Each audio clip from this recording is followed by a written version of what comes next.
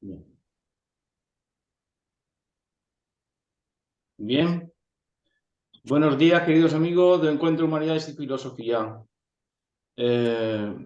Hoy vamos a hablar de Antonio Machado como pensador poético. También como poeta, pero como pensador poético. Y qué mejor que contar con Pepe Martínez. Buenos días. Buenos días.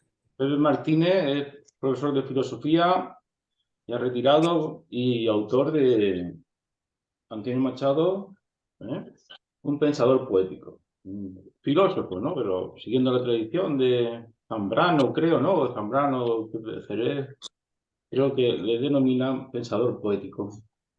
En especial como Meditaciones, subtítulo Meditaciones sobre Juan de Mairena. Como sabemos, es un heterónimo más famoso de Antonio Machado. Y también está con nosotros Rafael Martínez Cuadrado, poeta. Buenos Buenas días. tardes, buenos días. Buenos días. Rafael, pues amigo desde la facultad, compañero de pupitre, se puede decir. Bien, estudió jurista, trabajó de secretario de juzgado y un poeta consagrado ya en Murcia y gran conocedor de los poetas españoles. Bien, pues vamos a empezar con lo que me ha llamado a mí la atención. Un párrafo de Juan de Mairena, a ver si lo encuentro ahora porque le he quitado la señal. Creo que estaba en la página 120 y tanto. Sí. Bueno, en ese párrafo de Juan de Mairena, lo tenemos, hay que leerlo, a releerlo de nuevo. El filósofo del pueblo, podríamos decir, Antonio Machado, a través de su heterónimo, viene a decir en ese párrafo que lo fundamental para la ética, para el ethos español que se basa en el pueblo es que nadie es más que nadie. Es un aforismo, una sentencia de Castilla, de esa Castilla de señores, pero que sabe diferenciar el señoritismo del verdadero, ¿no? El verdadero señor, la verdadera valía. Y nadie más que nadie viene a decir que en el fondo, el valor del ser humano es insuperable y, por tanto, el concepto y la dignidad, ¿no? Podríamos decir kantiana, está comprendida por el pueblo antes que por el señoritismo, ¿no? Ahora hablaremos de eso. Ahora hablaremos de eso. Exactamente. Bien, pues podemos empezar, Pepe, pues, ¿quién era Juan de Mairena, ¿no? O quién era Antonio Machado? Sí, bueno, Antonio Machado está sobradamente ya presentado en la historia de la poesía española del siglo XX y es de sobra conocido, celebrado, y a través de las canciones de Serrat, pues todo el mundo conoce sus poemas más famosos y, por así decirlo, es una gloria nacional. Es una gloria nacional y en cierto modo, ha adquirido la categoría de poeta nacional. Ya no solo por su obra, por su poesía, también por su personalidad, también por su participación como intelectual en la época de la Guerra Civil, por su muerte en Collioure, en fin, está lleno de símbolos, está rodeado de iconografía y quien no conoce, pues el cementerio de Collioure, la tumba de Machado, donde llegan flores y cartas, etc. Bien. Machado se ha convertido, por lo tanto, como digo, en una especie de poeta nacional. Sin embargo, creo, y eso es lo que pretendo denunciar en ese libro y remediar de alguna forma, creo que es un escritor demediado, es decir, reducido a la mitad de lo que fue. En el sentido de que no solamente es un grandísimo poeta, para mi gusto uno de los más grandes de la historia de la poesía española, sino que también es un gran pensador. Yo lo coloco, por lo que me comentaba antes Rafa, me preguntaba su categoría filosófica, yo lo coloco al mismo nivel que Unamuno y Ortega y Gasset. Ya sabéis que el cariño siempre es exagerado e hiperbólico y en este caso me disculpo por hacer una afirmación que a mucha gente le resultará exagerada e infundada. Pero creo que el Juan de Mairena es una de las grandes obras en prosa del pensamiento español. ¿Quién es Juan de Mairena? Pues Juan de Mairena es un apócrifo. Yo pretendo diferenciar entre apócrifo y heterónimo. Creo que no es lo mismo una cosa que la otra. El primer Juan de Mairena, porque el Juan de Mairena, si lo compráis, por ejemplo, en la edición que a mí me parece mejor, que es la de Cátedra, que viene... Esta es de Alianza, una de las que tengo, Sí, una que he cogido, sí. pero también Yo tengo la de recomiendo, Cátedra. yo recomiendo la de Cátedra en 2 volúmenes. Es una edición de Antonio Fernández Ferrer porque me parece la más completa por las notas que tiene, la introducción, etc. Bueno, pues Esta es de mi mujer, que le hizo una reseña en su blog. sí, Realmente es de mi mujer, pero tiene aquí señalado, pero tiene señalado, le encantó, sí, tiene señalado continuamente todas las frases sí, y ocurrencias de Marina que son auténticos pensamientos profundos, de cante fondo, ¿eh? Como sí, Pepe. sí. Recordemos que Pepe es un gran filósofo del flamenco, Bueno, ¿eh? te digo lo mismo que Rafael, lo de gran, vamos a quitar Bueno, filósofo del flamenco, filósofo del o flamenco. flamencólogo, o flamencólogo, Sí, como flamencógrafo, es la palabra que te... o flamencógrafo. Alguien que escribe de flamenco. Que, Bueno, que Antonio Machado era de una familia también, ¿no? Como hombre, verás, de rescatar la cultura popular, no solo totalmente. con sus hermanos, Su y padre, también y su padre, y también su Sí, claro, hermano. su padre, su padre. Antonio Machado Álvarez, es un recopilador de flamenco. Exacto. Y luego Mucho antes de la guerra civil y de la No, claro, república. es, a finales del 19. es La es la primera época recopilación... además ay, perdona, Mm. te he interrumpido. No, no, no, habla, tú habla. No, solamente la cosa, que es la época en la que además se está prestando especial atención a la lírica popular, Claro, por ejemplo, en la época en la que se reivindica a Gil Vicente, en la que claro, lo analiza mucho Dámaso Alonso, y sí. en la que posteriormente será el propio Dámaso Alonso el que introduzca a Rafael Alberti en la poesía de Gil Vicente. Por otra parte, en la época también en la que, años después, Federico García Lorca va a dejarse influir por el flamenco, por el cante Claro. hondo. Ese, Y hay que decir que el padre de los hermanos Machado es un recopilador de este tipo de poesía, de este tipo de coplas y tal, y eso influirá a lo largo de toda la poesía de Manuel Machado, las coplas, la malagueña y tal, y en el caso de Antonio Machado ya al final, en el último libro, que además como libro de poesía es el peor de los tres, ¿no? El Sí, primero es Soledades, Campos de Castilla, sí, y luego el último libro, para que pues aparece ya esa influencia de la lírica popular más sí. clara. Pero Sí, en nuevas canciones, sí, en los pero proverbios las cantados, canciones, en correcto, las sí. canciones, etcétera. Sí, Pero Bueno, te he cortado, Pepe. sí, Estabas hablando del apócrifo Juan de Mairena. sí, te he pero cortado y te pido disculpas, Pepe. no pasa nada, ni mucho menos. ¿Qué Nos va? lo hemos cortado, te pedimos disculpas y sí, Una- porque no un diálogo vivo es un diálogo en donde los intervinientes se interrumpen Sí, continuamente. eso, eso. No tiene gracia. No son monólogos sucesivos, sino intercambio de opiniones. sí. Respondo al tema de lo de el padre de los Ah, Machado. El padre de los Machado, Antonio Machado y Álvarez, Demófilo, es Demófilo. es el considerado el primer flamencólogo de la historia. Porque en 1881, como ha dicho muy bien Rafa, publica un libro titulado Colección de cantes flamencos, que es la primera vez que un intelectual se interesa por las coplas Por- flamencas, por la poesía flamenca, etcétera, etcétera. Entonces, es una gloria. Para, para mí es una gloria doble que sea iniciador de los estudios de flamenco y padre de Antonio y de Manuel, porque ya con eso se cuadra, digamos, se cierra el círculo, ¿no? De la... Pero Pepe, hablando, has dicho de que quieres denunciar que no se tenga en valor, como se dice ahora, Antonio Machado como pensador poético, como Sí, filósofo. Y sí, eso me ha recordado lo que decía nada menos que Borges. También sí, dice algo, sí, no Ortega y Gasset sobre el flamenco, que ahora lo puedes decir. Pero Borges decía, dice, le preguntaban sobre Antonio Machado, ¿no? Cuando sí, famoso, y sí. Borges contestaba, dice, es que Manuel tenía un hermano. Y es que Sí, Manuel Ah, tenía un sí, hermano. eso de Borges es muy bueno.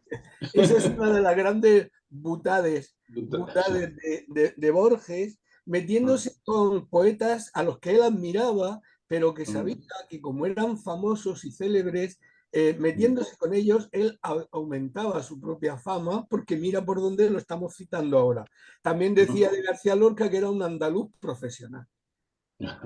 Hay que tener mucha maldad y mucho ingenio, las dos cosas a la vez. Sí, Para... es que Borges era así, era un poco canalla, era un poco canalla. Sí. Exactamente, que era un andaluz profesional. Y de Machado, efectivamente, lo mismo. Es que Manuel tenía un hermano. Pero en fin, vamos a dejar de lado las butades y las provocaciones un poco innecesarias, ¿no? Y a lo que iba, a lo que iba. Yo distingo entre apócrifo y heterónimo, porque estaba explicando que el Juan de Mairena Juan de Marino. tiene dos ciclos. Un ciclo que va de 34 al 36, que son los artículos que publica en el diario Madrid y en el diario El Sol, y en el 36 los recoge en un volumen que se llama Juan de Mairena, Opiniones, Decires y Sentencias, y luego hay un segundo ciclo del 36 al 38 de artículos que aparecen, porque en ambos casos son una recopilación de artículos. En el 36 y 38 escribe en La Vanguardia de Barcelona y en Hora de España, la revista republicana en el exilio, bueno, en el exilio sí, el gobierno en Valencia, cuando se allí, pues un grupo de intelectuales, Gil Albert, Machado, Zambrano, etcétera. Por cierto, nuestro Ramón Gaya es el ilustrador de la revista. Sí. Ahí publica, sigue con Juan de Mairena, y al final aparece un Juan de Mairena 2. Me gusta esa edición de cátedra porque hay un Juan de Mairena 1 y un Juan de Hay Juan de Mairena. Marino 2. Bien, pues a lo que iba. El Juan de Mairena 1, yo entiendo que es un apócrifo, en el sentido de que es otro yo de Machado. Cuando le preguntan, ¿quién es Juan de Mairena? Dice, es mi yo filosófico. Entonces, entiendo por apócrifo una creación de un personaje que es otro yo del autor. Mientras que entiendo por heterónimo el personaje que responde a otro nombre del mismo autor. Otro nombre, pero no otro yo. ¿Por qué digo esto? Porque todo el Juan de Mairena II está escrito durante la guerra. Y ahí Machado ya no habla sino de política, no habla sino de la situación de España en ese momento. Y por lo tanto está más cercano y más comprometido con los hechos que se están dando en España. Y entonces realmente Juan de Mairena se diluye como personaje y aparece como otro nombre para don Antonio Machado, que expresa sus opiniones sobre unas circunstancias que no podía soslayar.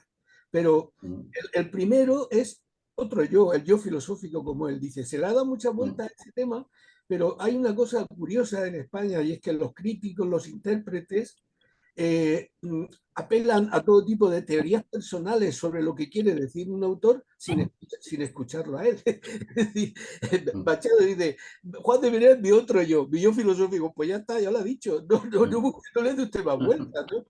¿Quién es el Juan de Mairena? ¿Será su compañero del Instituto de Baeza? ¿Será el Zaratustra de Nietzsche? Tal? ¿Será dándole 100.000 vueltas, ¿no? Pues esa es la distinción. Para mí Juan de Mairena es Antonio Machado filosófico, Antonio Machado pensador. ¿Y hay un Antonio Machado poeta anterior al filosófico? Sí. Pero, sí. Pero yo entiendo que Antonio Machado fue siempre poeta y pensador. Fue siempre. Y además te digo más. Propongo una lectura que es la misma que propuso Octavio Paz. Sí, Octavio Paz lo citan mucho aquí. Sí, Octavio Paz dice, no se puede separar en Machado al poeta del pensador. No se puede separar. Es un todo. Dice, pero el Machado más maduro es el pensador, es el del final. Por lo tanto, hay que leer la poesía de Machado después de haber leído la prosa. Y no o sea, el orden de lectura correcto, según tú, es la primero, prosa sí, y al final la culminación la poesía. Primero el Juan de Mairena y después todo lo demás. Independientemente del orden cronológico en que se escribió, como debe ser, porque... Efectivamente. Pero bueno, yo propongo esa lectura como una manera, entiendo, más lúcida de leer a Machado, más lúcida, menos tópica, menos tópica. Y ahora aludo a lo que decía Rafael sobre Damas Alonso.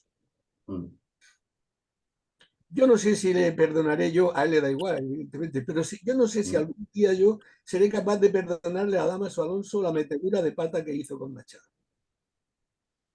Llegamos a conocer, Rafa, no sé si estuviste en el Paraninfo, en Murcia, dio unas últimas conferencias, Damaso Alonso, vino muy bien vestido, se puso de pie y dio una conferencia. Ah, pues yo no, no estuve. ¿No No estuve. estuviste? Yo sí estuve allí, estaba allí en el Paraninfo, cerca del campus de Derecho. Sí, sí.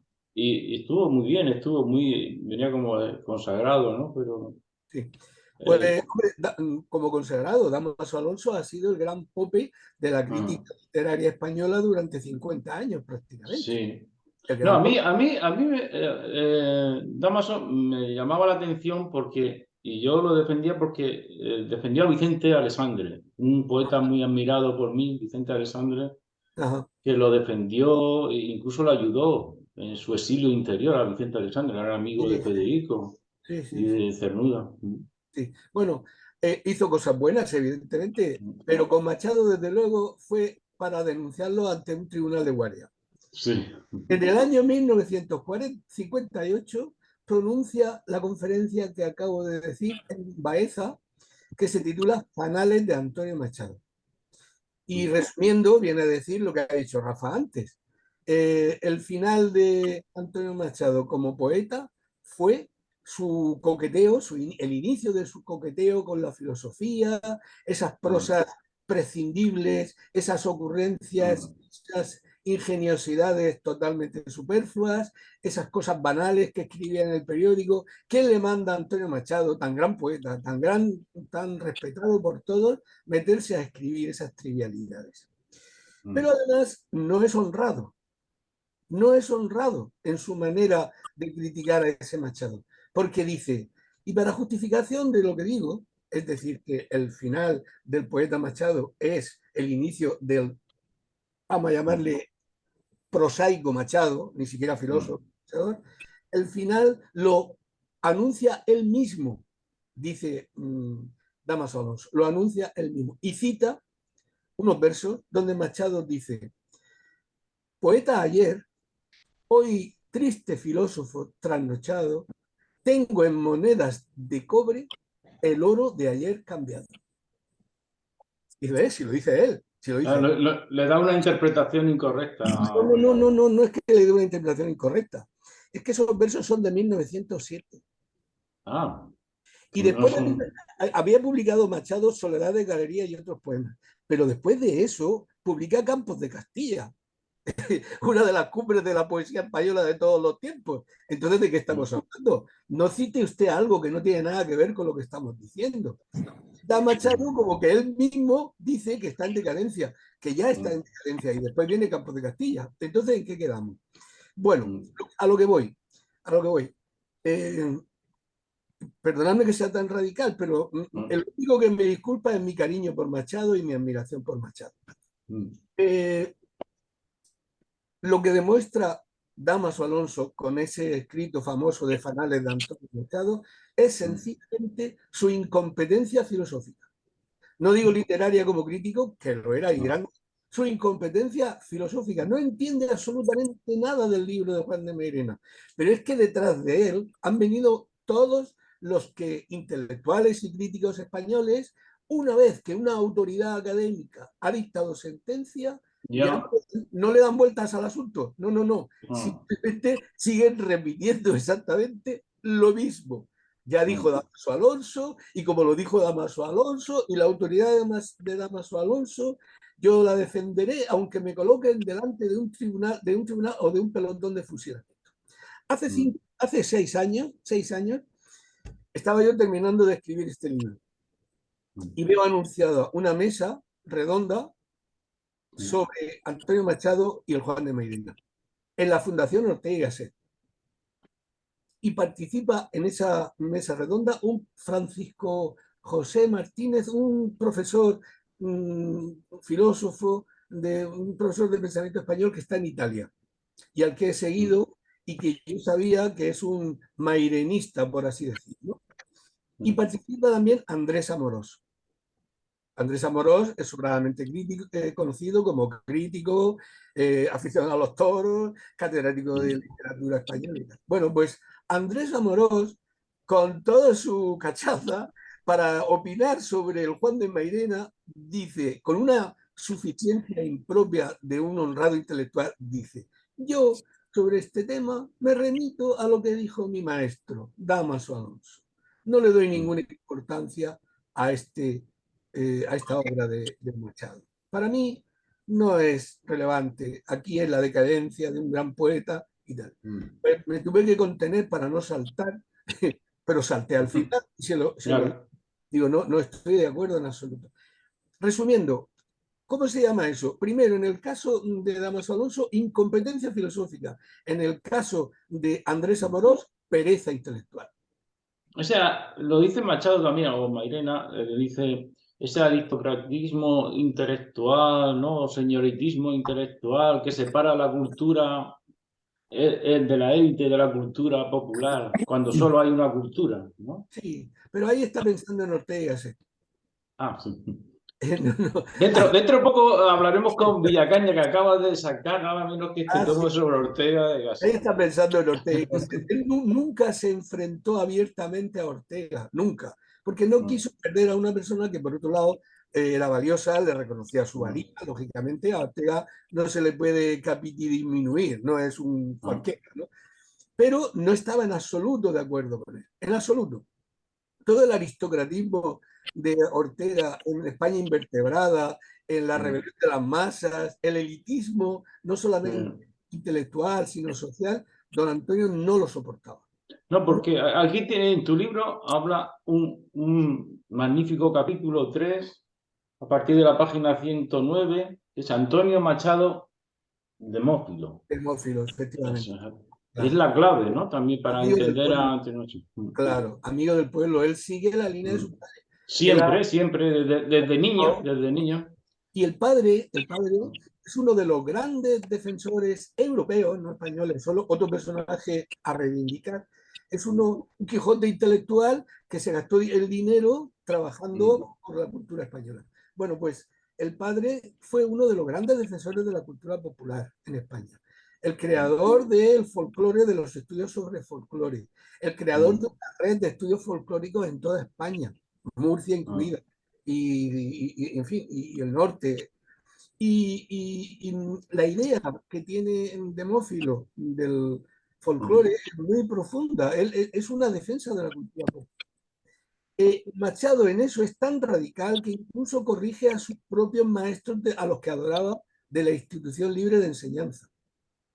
Es de los Ríos y Bartolomé de Cosío.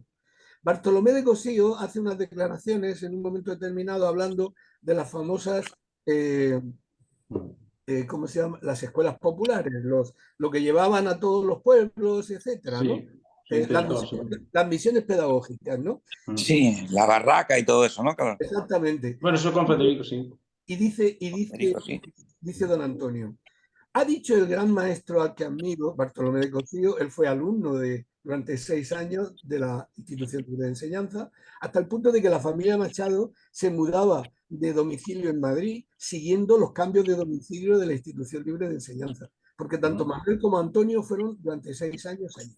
Bien, dice Machado, ha dicho el gran maestro Bartolomé de Cosío que hay que enviar la cultura y a los mejores maestros, y a los mejores profesores, a los rincones más apartados para que llegue al pueblo y para que el pueblo se enriquezca con la cultura. Dice, muy bien, me parece genial, dice, pero le ha faltado decir que también hay que enviar a los estudiosos, a los folcloristas, a los antropólogos, para que estudien la cultura popular y para que también nosotros apretamos del pueblo. Para corregir cierto elitismo también en la institución. Exactamente, justo el elitismo de la institución, porque él lo veía que la institución de enseñanza es una gran obra, pero no deja de ser una obra para burgueses elitistas y para niños y para gente que tiene unos medios y unos posibles distintos a los que eran los normales en la España de la época, ¿no? Ese carácter demófilo es una de las cosas que a mí más me han atraído siempre de Antonio como pensador y sobre todo de Juan de Mairena. Perdonadme que me extienda tanto, lo último que digo. Juan de Mairena yo me puse a estudiarlo porque durante muchos años, cuando quería escribir algo sobre flamenco y defender con una cita de autor reconocido la cultura popular, siempre me iba al Juan de Mairena. Y entonces, ahí era donde encontraba la defensa de la cultura popular. De manera que siempre decía, algún día tengo que hacer un estudio sobre Juan de Mairena porque se lo merece. Y por eso me entregué a este libro. Muy bien, Rafael, para ti Bueno, yo el Machado más importante es el poético, ¿no? El de Campos de Castilla, ¿no? ¿Cómo lo verías? ¿Cómo lo ves tú? Bueno, más que el campo de Castilla, yo quería decir que, o sea, más que el campo de Castilla, quizás Soledades. Soledades. Soledad de 2 ediciones, Soledad de Galería y otros poemas, de Campos de Castilla también. Al ampliar los poemas en Campos de Castilla, realmente ya por su propia trayectoria vital, es decir, tras la muerte de Leonor, él pasa una depresión horrorosa, le manda una carta a Juan Ramón Jiménez donde dice que ha creído que pegarse un tiro y simplemente el hecho de poder escribir poesía le ha servido como un consuelo. Y los siguientes poemas que va componiendo, por ejemplo, están compuestos en Baeza, que ya no son Castilla, son Andalucía. Entonces, esa segunda edición de Campos de Castilla está ampliada y no se circunscribe al tema Castilla, Claro. por su propia circunstancia vital. Para mí el mejor está en Soledades. Lo que creo, bueno, quería simplemente decir una cosa y es, en vez de contraponer, tú lo has hecho con bastante maestría, el Machado prosista o el Machado poeta, ¿vale? Se me ocurre también ver en qué medida su bagaje filosófico influye en la poesía. Y entonces ahí sí que yo suscribo una opinión de Damaso Alonso. Y es que conforme va adquiriendo, conforme va dominando más la filosofía, tu poesía va decayendo. El ejemplo son los proverbios y cantares. Es decir, los proverbios y cantares en Campos de Castilla aparecen como esporádicamente y en nuevas canciones se van multiplicando. Y realmente ahí ya no vemos, por supuesto falta lirismo, porque estamos hablando ya de pensamiento y no exactamente de sentimiento lírico. Pero creo que no responde a la talla del gran poeta que ha sido. Estamos hablando del verso. Otra cosa es la relevancia en sí de Juan de Mairena. Sí, sí, Por eso creo, además, es que la multiplicación de proverbios y cantares, nuevas canciones, hace que el libro sea de peor calidad o desde mi punto de vista que de los otros. Aunque haya esa influencia muy interesante de la lírica popular. Y aunque, por ejemplo, pues cultive más el soneto, que su hermano lo había cultivado mucho, pero él pues casi no le presta atención hasta ya el final de su trayectoria poética. sí. Yo quería señalar algunas cosas como pinceladas y dejarlas dichas y Sí, a partir de ahí conoce mejor la pero obra que la desarrolles. Rafa, pero ¿por qué Soledades? ¿Qué encuentras tú en Soledades que colocas a Soledades en la cumbre de la obra de Machado? Hombre, Soledades y Campos de Castilla también, claro, pero me gusta más Soledades. ¿Pero por qué? ¿Por qué? Porque a mí me gusta mucho el simbolismo. O sea, el modernismo surge de la fusión de dos corrientes, el simbolismo y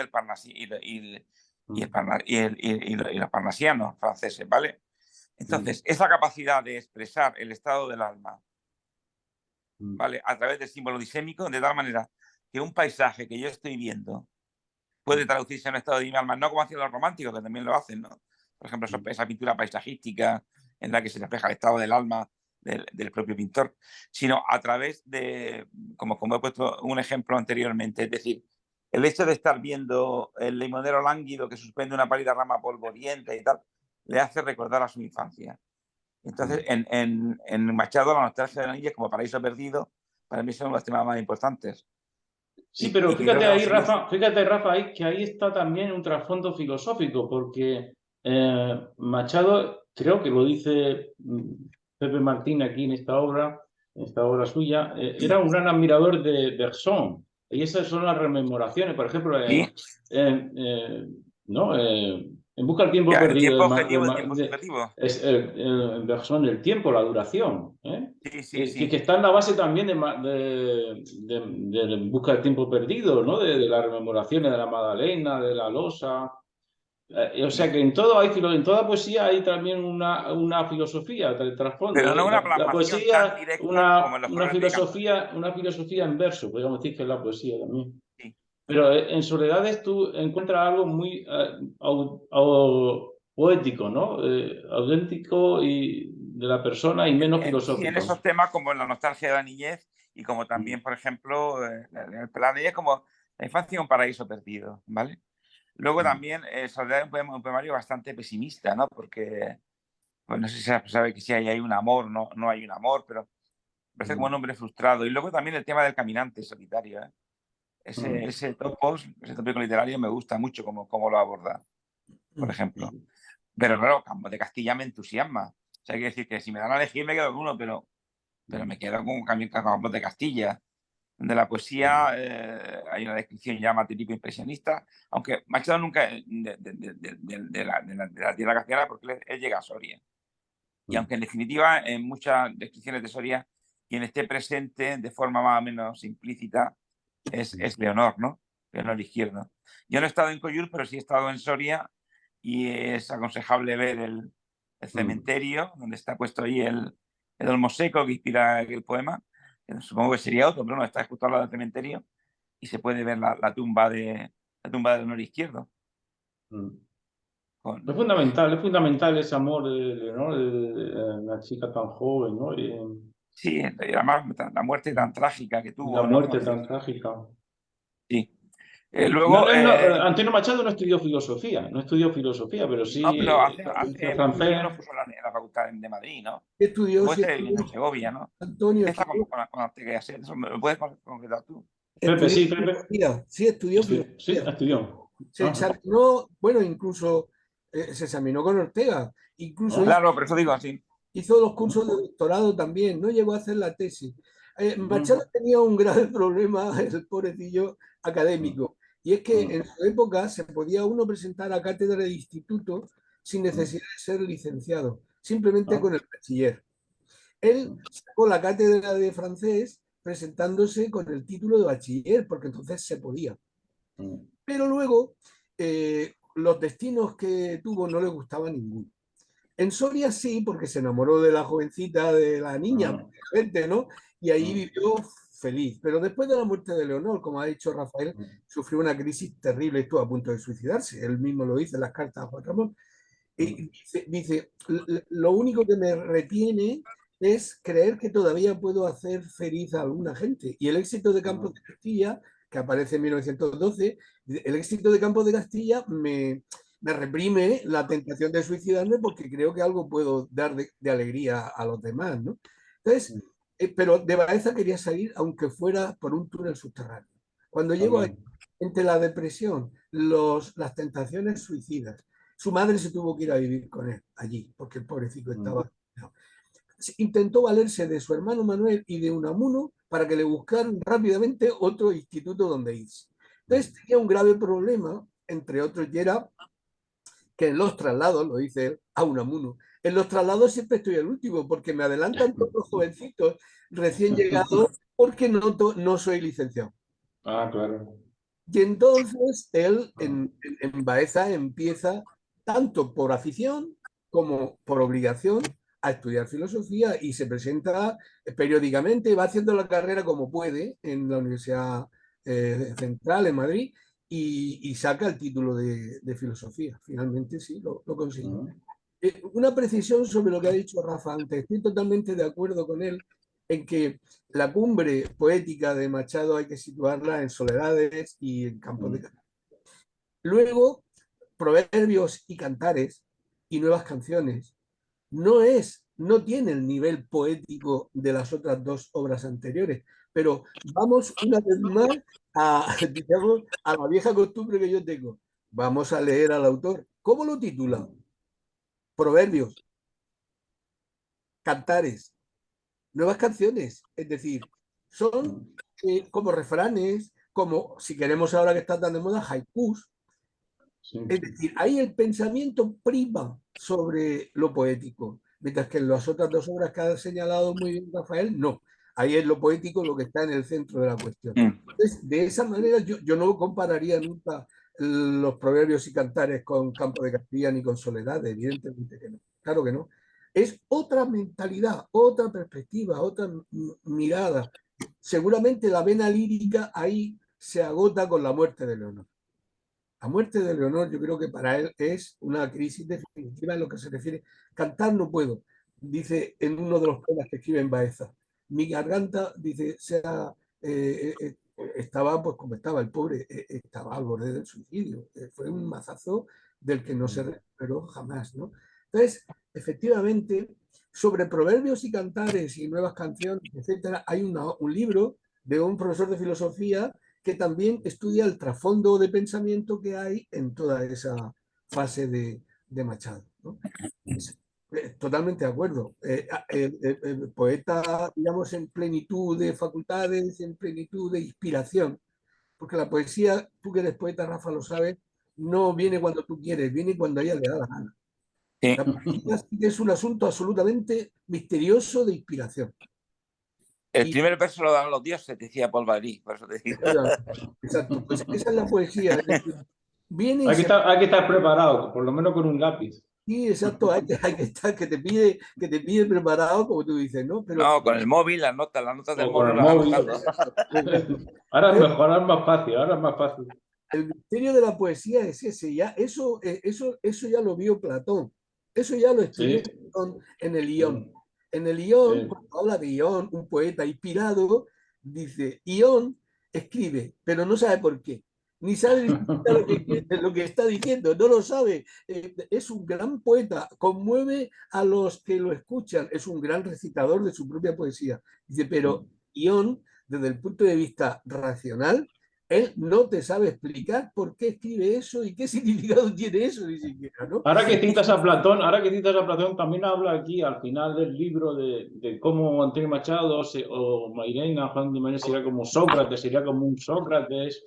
Andaluz. Y también el problema de la filosofía y de la poesía, ¿no? Esa manía del Platón, esa manía de Platón y de los Sí, filósofos sí, contra el sí, poeta, contra los poetas, efectivamente. contra las humanidades.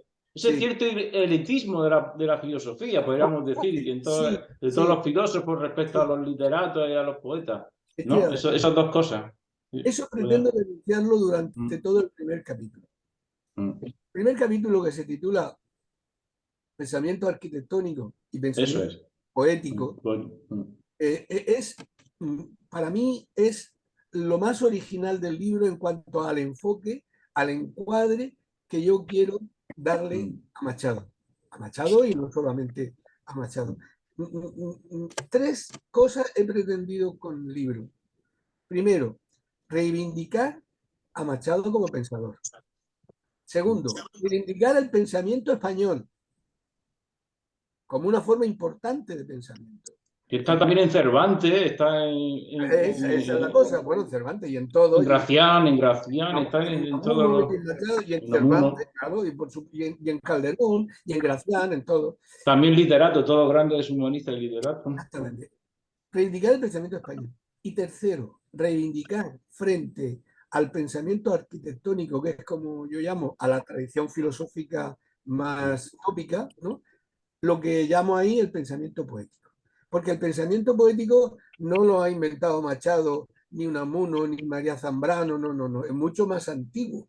Lo dice María Zambrano. Poetas y filósofos fueron los primeros pensadores de Grecia. Poeta y filósofo fue Parménides. Desde Poeta y Parménides. filósofo fue Empédocles. Poeta y filósofo fue Pitágoras. Poeta y filósofo fue el que se tiró al Etna.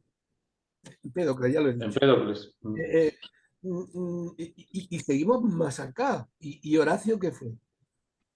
O Lucrecio. O Lucrecio, ¿qué fue? Sobre todo Lucrecio.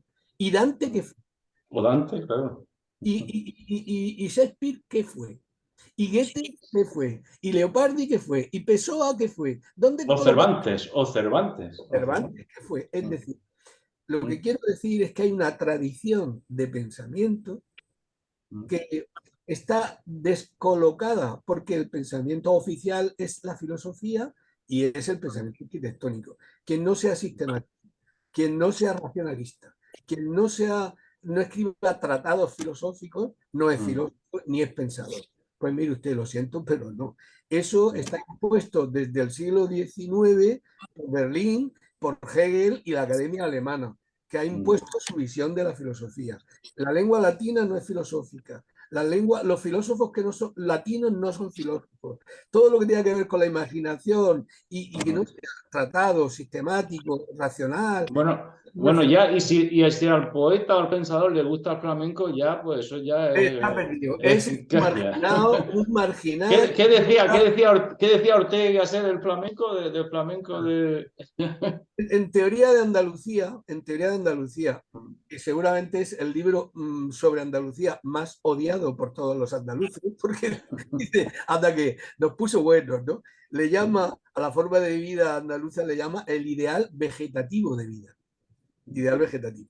Entonces dice, bueno, pero no me voy a entretener más en esto. Dice, tampoco me voy a entretener en el flamenco. Pasemos de largo. Dice, dejamos de lado esa quincalla meridional. Esa quincalla meridional. Eso tampoco se lo perdonaré en la vida a Ortega. Pero Aquí Villacaña le ha faltado hablar más de eso. Se lo diremos. Vamos a ver, es que Ortega era un elitista y entonces donde olía a pueblo, él miraba para otro lado. Está más claro que el agua. Él entendía que era masa, que el pueblo no había individualidad. Ya era un niño grande que había que guiar, que conducir. ¿Y quién tenía que conducir eso? Pues la élite. ¿Y quién? La élite. Pues él, su familia, los intelectuales madrileños que se llevaran bien con él y los grandes líderes de la intelectualidad europea. Él era germánico y su formación fue germana y de ahí heredó pues su concepción de la filosofía. Gran filósofo, por supuesto. Gran escritor, maravilloso. Era más poético de lo que él pensaba. Sí. Mucho más, y esa prosa moderna. Esa metáfora. Yo creo que tenía más metáfora que Machado, Ortega, ¿sí? Continuamente. Hay un estudio muy interesante de Ángel, el poeta, Ángel García. Ángel Valente. Ángel González, en su discurso de ingreso en la Real Academia de la Lengua, hace una comparación entre las ideas de Machado sobre el arte y las ideas de Ortega sobre el arte. ¿Ves? La visión de Machado es totalmente populista, el arte popular, y la visión de Ortega, como no puede ser menos, es elitista. Nunca llegaron a escribirse uno contra otro, pero dice Ángel González. Sin embargo, fijaos cómo este texto de Machado va enfrentándose a este otro de Ortega. Este otro posterior de Ortega se enfrenta al anterior de... Y es verdad. Se tenían presente uno. Exactamente, se tenían presentes, pero no se nombraban. Cuando él critica el elitismo, Machado dice, algunos de nuestros mejores amigos, y claro, cualquiera que esté informado del asunto, detrás de Ortega y Gasset, defienden una visión elitista del arte, etcétera, etcétera. Entonces, pero no sé por qué decía esto, por la visión. Bueno, a lo que iba. Entonces, el primer capítulo, pensamiento arquitectónico y pensamiento poético, lo que pretende es mostrar que la historia de la filosofía se ha configurado, porque siempre digamos que el pasado es hijo del presente. Eso lo dice también Machado, el pasado no está muerto ni terminado, lo vamos recreando siempre continuamente desde el presente. La historia de la filosofía que hoy conocemos... Hoy es siempre todavía. Exactamente. Hoy es siempre todavía. Exactamente. La historia de la filosofía que conocemos hoy es la historia que crearon Hegel and Company en la Universidad de Berlín a principios del siglo XIX. Entonces, ¿quiénes son filósofos? Pues Platón, pero más Aristóteles, ¿dónde va a parar? ¿no? Y nosotros, tú y yo lo sabemos, damos una historia de la filosofía que Platón, Aristóteles, San Agustín, Santo Tomás, Ockham por la crítica. Luego, Descartes, Spinoza, Leibniz, Kant, Hegel. Esa es la historia de la filosofía. Bien, la historia de la filosofía alemana desde hace 2 siglos. Pero esa es la historia del pensamiento, por favor. ¿Cómo va a ser la historia del pensamiento esa? Entonces, los que hemos nombrado antes no han pensado, es decir, Pessoa no ha pensado, Unamuno no ha pensado, y otra cosa. Fijaos hasta dónde llega la arbitrariedad. La arbitrariedad. Nietzsche filósofo. ¿Por qué? Porque lo dicen los alemanes, porque es de ellos. Porque desde el punto de vista estrictamente literal, Nietzsche es un profeta, Nietzsche es un poeta, ponle todos los calificativos que quieran, menos filósofo. Ahora bien, ¿qué pasó? Pues que a principios del siglo XX, Heidegger y Jasper se empeñan con sendos libros en decir, Nietzsche, gran filósofo, Entonces, eso se llama imperios culturales. Y en este caso en concreto, imperios filosóficos, que imponen su criterio y su opinión a los demás. Porque no me digas tú a mí que para mí el ejemplo más claro de pensamiento poético, aparte de Machado, es Nietzsche. Sí, Es un sí. pensamiento poético, continuamente. ¿El Zaratustra qué es? Tú coges el Zaratustra y compáralo con la ciencia de la lógica de Hegel. A ver qué sale de ahí. O con la crítica de la razón pura. ¿Me entiendes? No sé si me... Entonces, a lo que me refiero es a que ha habido un monopolio de los imperios filosóficos, el germano, el francés, ahora el inglés, que, por ejemplo, pues ha creado en el papanatismo español, por ejemplo, la idea de que nosotros filósofos no.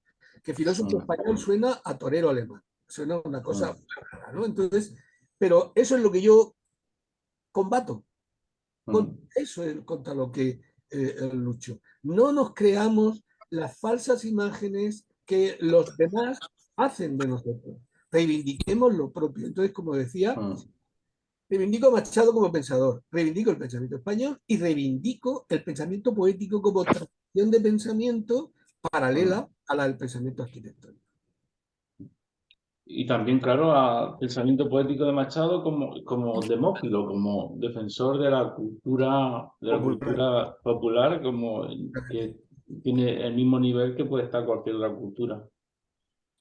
Bueno, y Rafa parece ser que tiene problemas con la conexión. A ver qué pasa aquí, porque no sé si puedo... Se te oye, tienes que darle a la cámara. Tienes que poner la cámara de nuevo. Porque se te oye bien, el micrófono está Iniciar bien. vídeo. Ahora, Vale. sí. Bueno, Vale, disculpad. querías hablar tú, ¿no? De esta relación entre el Sí, bueno, poeta hay una y cosa que estoy filósofo. plenamente de acuerdo, y es que Nietzsche nació la Zaratustra, por ejemplo, es un libro más lírico que filosófico. Hay también ideas filosóficas, claro, no se puede decir que no es un libro de filosofía, pero desde luego, por la magnitud de ese libro, por el tono que le da, parece que es como una Biblia paralela, ¿no? Me parece a mí. Yo decir que yo no soy filósofo, ni he estudiado filosofía, ni soy pensador propiamente dicho, pero la lectura de Sierra Zaratustra, de hecho, yo creo que ciertos temas que se plantean sobre Nietzsche no se pueden interpretar con categorías filosóficas porque son conceptos líricos. Igual que no pueden interpretar una imagen visionaria. ¿Qué es el superhombre? Pues oiga, mire, yo le veo raíces darwinistas, pero no sé exactamente. Eso estoy completamente de acuerdo. Claro. Y quería insistir en ciertas cosas pues, de las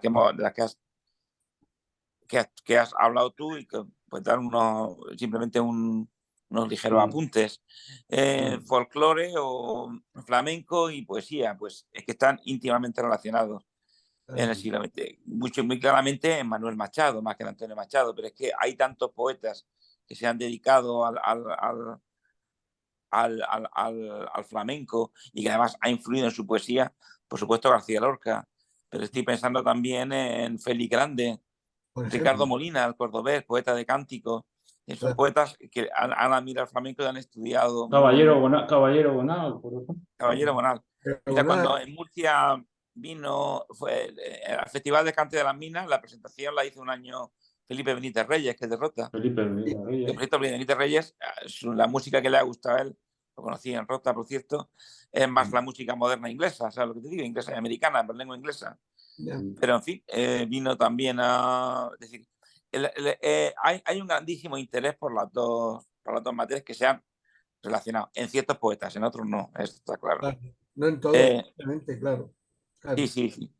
Y luego, en cuanto a la lírica popular, con la visión elitista de Ortega, se dan casos paradójicos. Yo me refiero a Juan Ramón Jiménez, que está detrás de toda esa reivindicación de la lírica popular, que es el gran maestro del 27 y que dedica la segunda antología a la minoría siempre.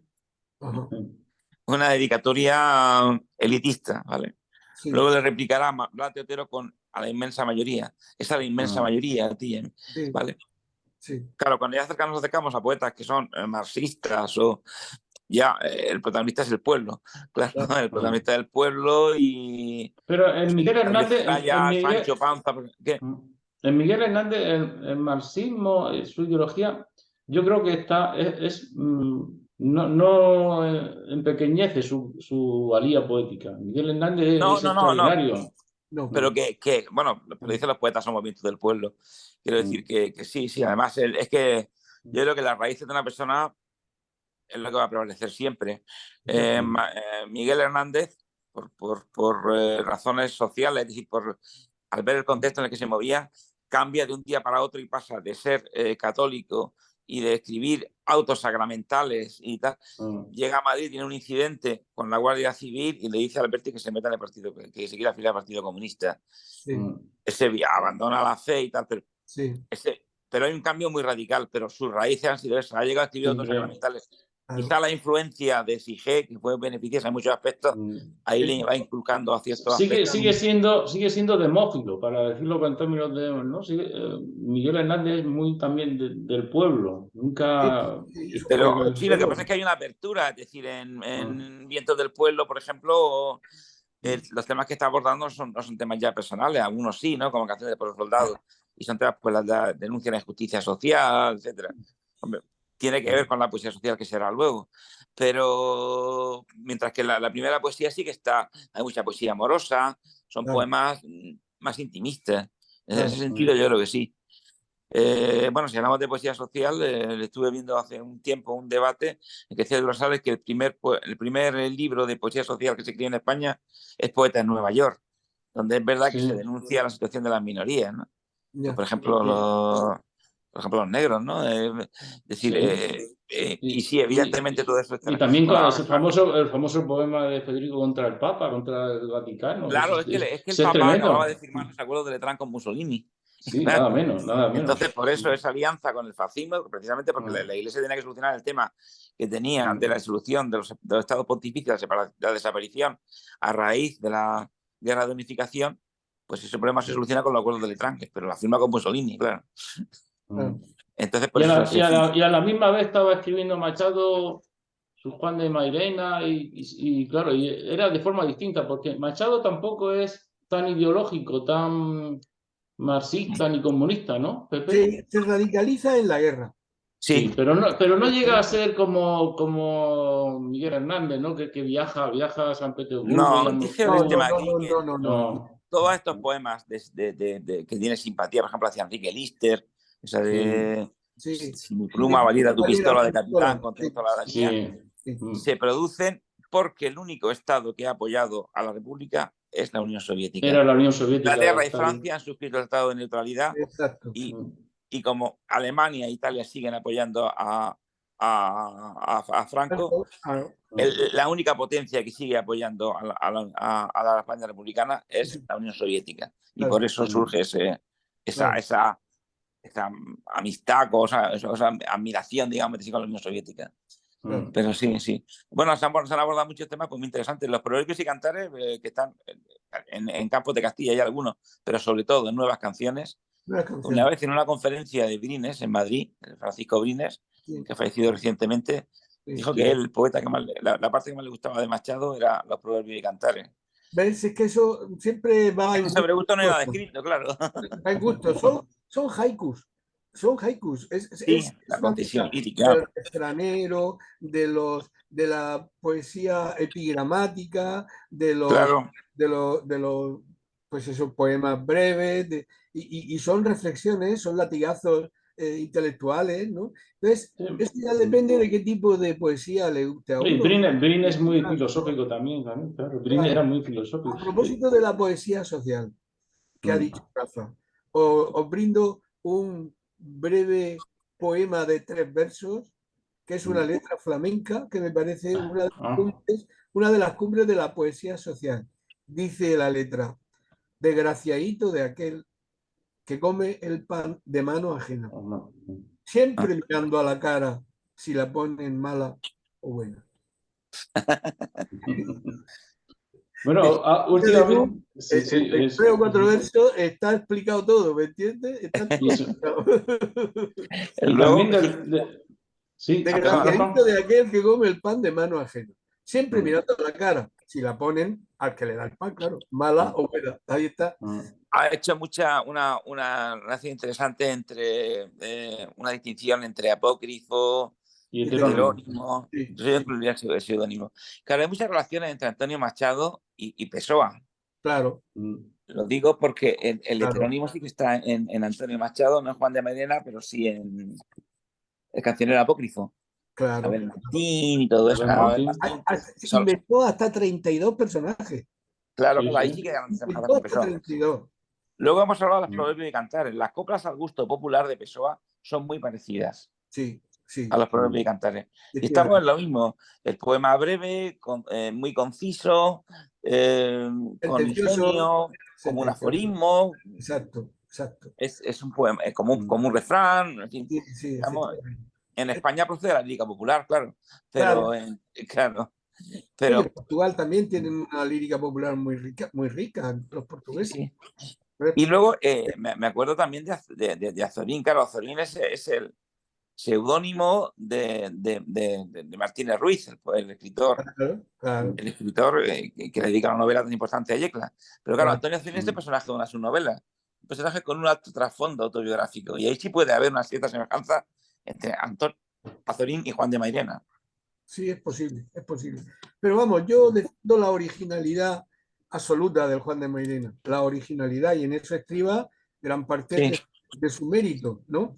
Porque claro, el problema del Juan de Mairena es que como don Antonio no se daba importancia, tampoco le da importancia al Juan de Mairena. Entonces el Juan de Mairena aparece como unas colaboraciones semanales que él hacía en la prensa madrileña de la época, concretamente en el diario Madrid y en el diario. sí, Entonces, y el Juan de Mairena, el propio Juan de Mairena, es pues eso, una especie de Sócrates andaluz, un hombre sencillo, llano, es un hombre que dialoga con los alumnos y dice, procuraba siempre poner a los más torpes en primera fila para hablar con ellos. ah, Juan de Mairena no tiene ínfulas en ningún sentido, sí, pero es que eso, ya de entrada, eso, esa actitud, esa personalidad, es una crítica contra la filosofía. ¿Por qué? Leamos. Dice, los grandes filósofos son los bufones de la divinidad. Son los bufones de la divinidad. Es decir, divierten a los dioses, se creen tan listos, se creen que lo han entendido todo y en el fondo son los que hacen reír a los dioses como diciendo, pero estos desgraciados que se han creído, ¿entiendes? sí, Entonces, sí, esa idea de que nadie es más que nadie, esa idea de que por más grande que sea un hombre, nunca sobrepasará El valor de ser hombre. el valor de ser hombre. Esa idea que solamente he visto, fijaos si en la historia de la filosofía ha habido crítica y autocrítica, ¿no? Parece que todo filósofo, si quiere ser original, se siente obligado a hacer una tabula rasa y enmendarle la plana a todos los filósofos anteriores, ¿no? A todos, sí. todos empiezan diciendo hasta ahora la filosofía ha sido un equívoco, pero ahora va a empezar a entrar en el terreno de la verdad. Y eso lo hacen todos, ¿no? Bien. Esa autocrítica nunca ha llegado, salvo en un autor, José Gaos, al que respeto solamente aunque sea por esto, a decir lo siguiente: el gran pecado de la filosofía es la soberbia. El gran pecado de la filosofía es la soberbia. Todos los filósofos pecan de lo mismo, de la soberbia, de, Sí, que, de creer que tienen el que mundo. tiene la doctrina ya verdadera, Exacto, absoluta. ellos han entendido el mundo y además por revelación o por imaginación o como lo quieran llamar.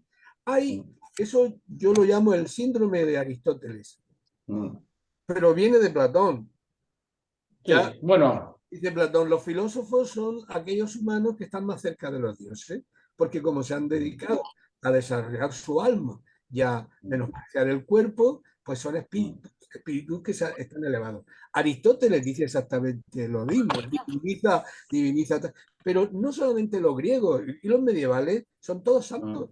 San Agustín, Santo Tomás, San Anselmo, son todos santos, todos. Pero y los modernos, y Descartes, y Leibniz, la diosa razón, la conocemos, y Hegel. Hegel dice una cosa que es una barbaridad, que cualquiera que la lea, si no pega un respingo, es porque está anestesiado. Dice, la ciencia de la lógica, su obra, la ciencia de la lógica es la exposición del pensamiento de Dios antes de la creación del mundo. Esta, Lorito, es decir, que no estaba Hegel, antes de la mundo, creación del mundo no estaba Hegel. exactamente, sí, pero él había penetrado en el pensamiento de Dios antes de que creara el mundo. Claro, Sí, sí. cuando murió Hegel, el rector de la Universidad de Berlín, ¿con quién creéis que lo comparó en el discurso fúnebre? Con Jesucristo, claro. Jesucristo, y se quedó corto. Y se quedó corto. Pues, que menos que Jesucristo, y todavía Jesucristo no quedaba demasiado poco, ¿no? Es decir, la soberbia, el pecado de la soberbia, el pecado de este es el mundo, y si el mundo dice que no es lo que yo digo, peor para el mundo. Entonces, eso convierte a la filosofía soberbia en una cabeza sin mundo. En una cabeza sin mundo. Y yo no sé decir qué es peor, si una cabeza sin mundo o un mundo sin cabeza. Porque el filósofo dice, es que los que no piensan, es que el pueblo, es que la chusma, es que hay que dirigirla porque no tienen cabeza, porque no piensan. Bien, de acuerdo, totalmente de acuerdo. Pero no sé qué es peor, si eso, un mundo sin cabeza o una cabeza sin mundo en donde yo mando, ordeno y organizo. Dice Robert Musil, los filósofos son opresores sin ejército. Sí, sí, de todas formas. Y dice Deleuze, la historia de la filosofía es el Edipo propiamente filosófico. Tú no puedes hablar de filosofía si no has leído antes a Platón, Aristóteles, Kant, Santo Tomás, San Agustín. Dice, con lo cual genera un efecto represor sobre el pensamiento. La historia de la filosofía es la gran represora del pensamiento, porque hasta que no te hayas leído todos los anteriores a ti, tú no puedes ni decir ni mu, ¿no? Pues es una concepción del pensamiento arquitectónica, académica, ritual, represora, burocrática, donde si no entras en el circuito de los rituales académicos, no eres nadie. Pero Sócrates no era así. Pues esa es la cosa, esa es la cosa. No. Sócrates no era así. No sé si has leído la conferencia, te la he enviado, la que... Sí, sí, me la enviaste, sí. Sócrates no era así. Dice Pepe López Martí. Pepe López Martí dice, Pepe, ¿tú has pensado alguna vez que Sócrates no sabía alemán? Digo, hostia, qué bueno. Dice, no sabía alemán, ni sabía francés, ni sabía inglés, ni nada. No había sido evaluado por la ANECA. Claro. Claro, es que el tinglado que se ha montado después, el tinglado que se ha montado y que sobre todo se ha consolidado y se ha cerrado a partir, vuelvo a insistir, de la Universidad de Berlín, que es el modelo, y después en Francia copian ese modelo, es el modelo universitario académico de todos los saberes, pero en este caso de la filosofía, pues entonces ese modelo nos tiene a todos acogotados. Y dice Machado, y perdóname, ya con esto termino, dice, un birrete puede perfectamente cubrir el cráneo de un imbécil. Sí. Esas cosas no se citan, esas cosas no se citan de Machado, esas cosas no se citan. Pero ahí Machado no es este pánfilo bonachón, este hombre que decía sí a todo, que estaba exento. No es ese hombre. Es un tipo mordaz, irónico, ácido, y ese es el menos conocido. Pues ese está en el puesto de Sí. Sí, lo dice el mismo Machado, soy en el buen sentido de la palabra bueno, pero claro, corren por mis venas gotas de sangre jacobina. Claro, pero ya todo el mundo se ha quedado con ese primer verso que has dicho tú. Claro. En el buen sentido de la palabra bueno. Entonces, bueno en España es tonto, inocente, se ríen de ti, ¿no? Porque aquí en España el que tiene mala hostia, el que es el es listillo. el que tiene carácter. Aquí en España cuando se dice que alguien tiene carácter, es un hijo puta, perdóname la expresión, ¿no? Pero es que tiene carácter. O cuando se dice, o cuando alguien dice, te voy a dar mi opinión sobre ti, más vale que salgas corriendo. Porque bueno, es que este país es un país más que vedesco. De corso para ponerte de vuelta y media. Pepe, Así, este país es un país más que vedesco que cervantino. Eso se lo diría a Andrés también en la conferencia de verdad. El humor, bueno, que más gusta en España, el que mejor se ha cultivado, porque España ha sido un país con bastante sentido del humor, sí. El que tiene más gracia y el que a mí más me gusta y el que prevalece sobre todo es el de Quevedo, mucho más que el de Cervantes. De hecho, la gente cuando lee a Cervantes ya nadie se ríe. Sí, pero... Es una novela de aventuras, pero no te ríes, como antes. Antes la gente se reía en el siglo XVII, pero ya no. Y el humor de Quevedo sigue vivo. Ese humor de... Sí. El que está regado con mala leche. Sí, correcto. Pero no lo humorista gráfico Son los que han tenido gracia, son los que tenían mala leche. Claro, pero mira lo que dice Juan de Mairena al respecto. Le dice a sus alumnos: decís que este hombre es un gran humorista. No lo conozco, pero para saber si es un gran humorista, me falta saber si es capaz de reírse de sí mismo. Sí. Este es un humor inteligente. Este no Y, tiene mala leche. y Este todo es- está en el Juan de Mairena, que Juan de recomendamos su Mairena. lectura directa, de Juan de Mairena, que un gran olvidado en el pensamiento poético Pues y sí, filosófico. Y filosófico. Sí, Rafa, querías comentar, ¿no? Unas cosas más Sí, sobre... a mí se me ocurren dos cosas que más que de pensamiento, de estética. Y la primera es el prosaísmo que hay a veces en Antonio Machado. Aunque normalmente el poeta prosaico, además, por cierto, con bastante gracia, es Manuel Machado, a quien le ha perjudicado ser hermano de quien fue, porque se le está contraponiendo, pero bien. ya. En Antonio Machado observamos muchas poesías que no son líricas, sino que son prosaicas, y que lo hace bastante bien, y que está porque está en el espíritu de la época. Por supuesto, los problemas y cantares, pero eso ya es cuando ya se pone a filosofar en verso. Sí. Yo creo que aquí, así que pero yo estoy hablando de otros poemas, por ejemplo, La mosca, uno dedicado por la muerte del zumbido, las meditaciones rurales, ese que dice, muchos libros, cojo uno, Enrique Berson, los datos inmediatos de la conciencia. Este verso no es un tú, no me da maestro mano. Ese poema tan prosaico, parece escrito así rapidísimamente, es un poeta que le gustó mucho, es un poema que le gustó mucho a Luis Cernuda. Es uno de mis poemas favoritos. Las Claro, meditaciones rurales, la meditación de un día, pero sí. no solamente porque yo sea filósofo, no, simplemente como poema. Ese tono desenfadado, sí, sí, sí. La descripción de Y un día, prosaico. sí, pero es como a mí me parece eso que tú dices muy bien, Rafa, un ejemplo de qué es lo poético. Cómo lo más prosaico se puede convertir en poético. Por ejemplo, el poema de las moscas. De las El poema de moscas. Moscas, claro, sí. habrá cosas más prosaicas que las moscas. Habrá Pero cosas lo que menos pasa es que poéticas, ¿no? pero ese poema sí es lírico. Lo que pasa es que se centra en un objeto trivial. Claro, pues esa es Bueno, la filosofía, a Sócrates le llamaba una mosca cojonera, algo así, untaba lo que hacía mover. Hombre, hay grandes poemas sobre Puede ser cosas. que haya una relación que ahí en Hay Machado. grandes poemas sobre cosas anodinas, los cantos elementales de Pablo Neruda, el cántico Doloroso al cubo de la basura de Rafael Morales. por ejemplo. También eso. Y ese poema es muy lírico, es decir, pero sí es la Claro. capacidad de expresar lo intrascendente, lo Exactamente. secundario. Exacto. Y es un ejercicio, Y ponerlo a primer nivel. es un Lo ejercicio inane, lo de inane, talento lo que no tiene poético. ninguna relevancia. Exacto. Pero me refiero a que es un ejercicio de talento poético. La Claro. capacidad de transformar lo más prosaico, lo más vulgar, métele a eso imaginación y hazlo poético. Pues es un ejercicio. Pues claro, todos podemos hablar poéticamente del amor. Hasta el más tonto dice: te quiero como si te hubiera conocido siempre. Ya, ¡oh, qué maravilla! Parece que tú y yo nos conocemos desde la infancia. Muy bien. Nunca te olvidaré. Cualquier enamorado diciendo la mayor trivialidad suena a poeta. Sí, sí, Pero sí, eso sí. es fácil, eso es fácil. Lo difícil es coger la mosca o el cubo de la basura. Sí. Aquí hay poesía, también aquí hay poesía, ¿no? Porque dice García Lorca, dice, todas las cosas están llenas de misterio. Todas las cosas están llenas de misterio. Y la poesía es el misterio que hay en todas las cosas.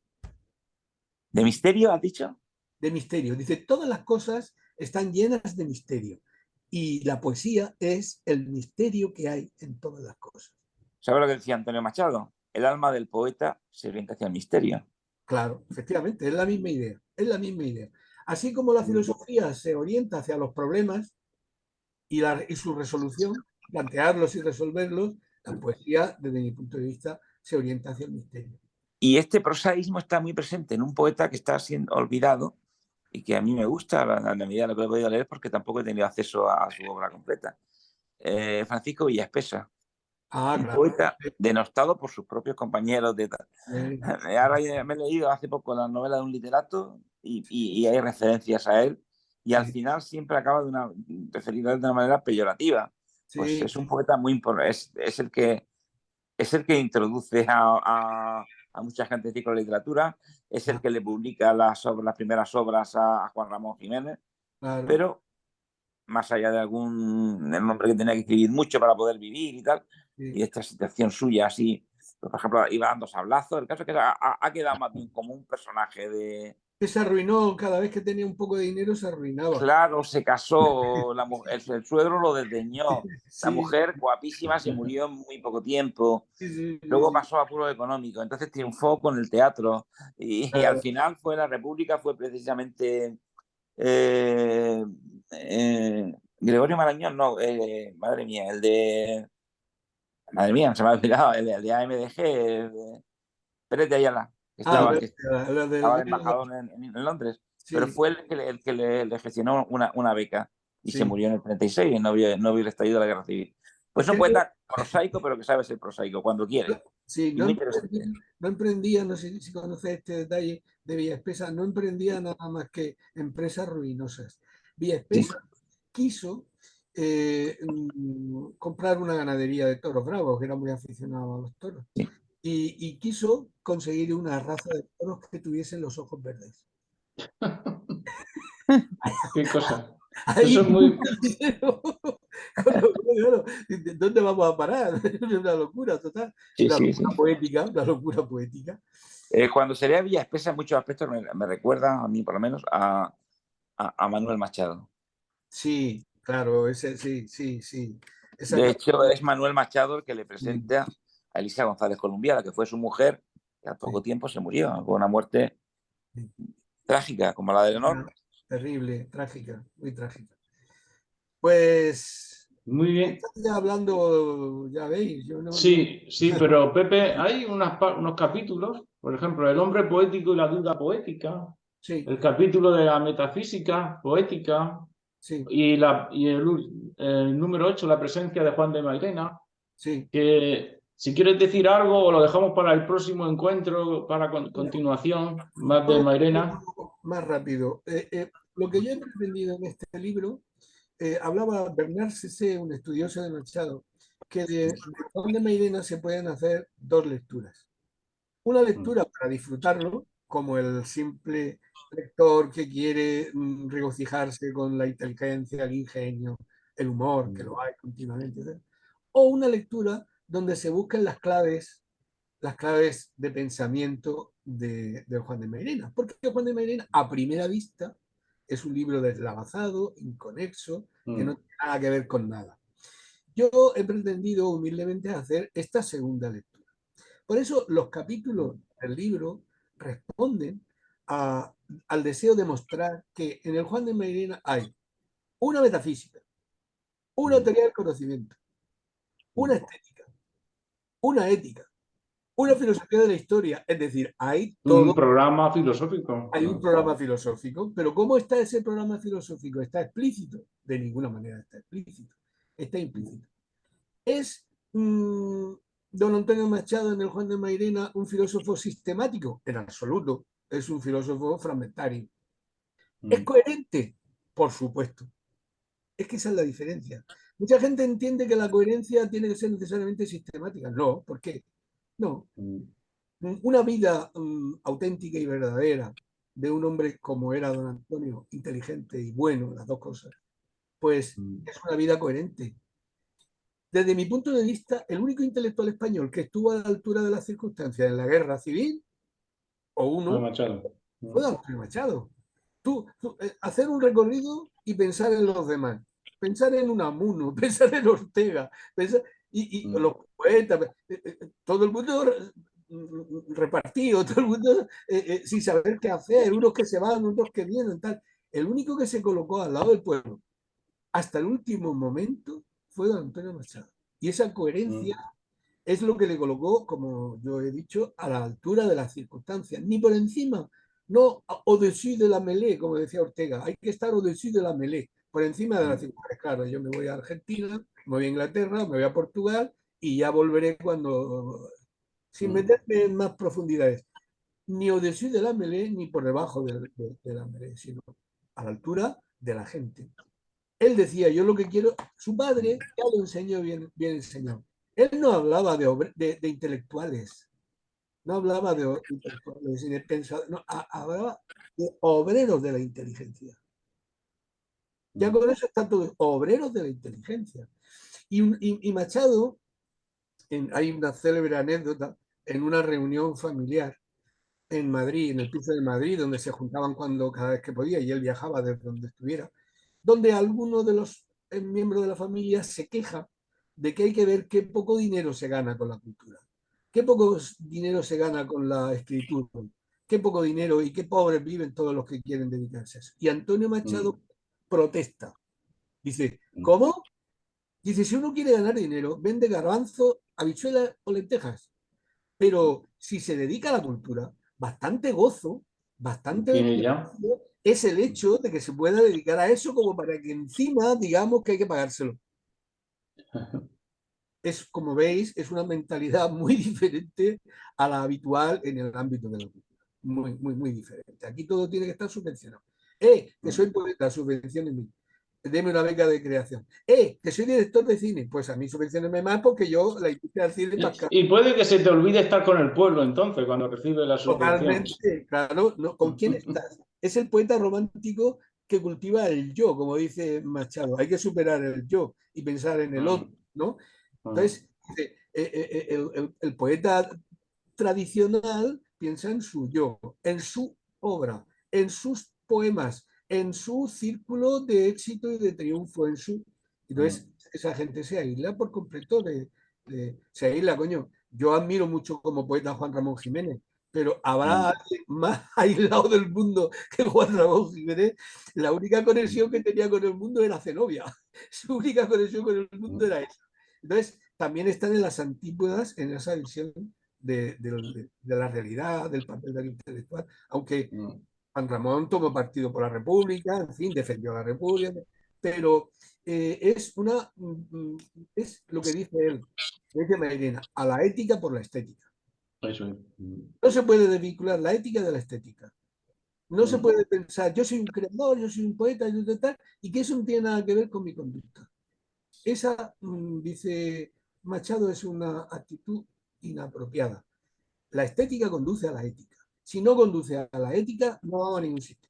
El arte por el arte, como puro disfrute de señoritos que tenemos la suerte de haber sido colocados en la sociedad en un lugar de privilegio porque hemos estudiado, porque tenemos a nuestra disposición una biblioteca, porque desde jovencitos nos han permitido el acceso a la cultura, etcétera, etcétera. Esa visión del arte, don Antonio la rechaza totalmente. Entonces el arte se convierte en una especie de lujo inútil y precisamente la inutilidad de nuestro lujo es lo que nos hace prevalecer como clase social ante los demás. Eso lo refleja perfectamente el sociólogo francés Pierre Bourdieu, cuando en el famoso libro, cuyo nombre ahora mismo no recuerdo, lo tengo por aquí, el gusto, es algo sobre el gusto, la distinción. La distinción. Entonces, analiza cómo el arte es un elemento que sirve de distinción social y cómo el gusto está también mediado por criterios clasistas. El gusto. Porque, claro, no vas a comparar tú el gusto de la clase burguesa y de la aristocracia con el gusto del pueblo. El gusto del pueblo está desfasado. El pueblo no tiene elaborado el gusto. El pueblo no entiende la música celestial ni las grandes obras pictóricas y poéticas y tal. El pueblo no entiende nada.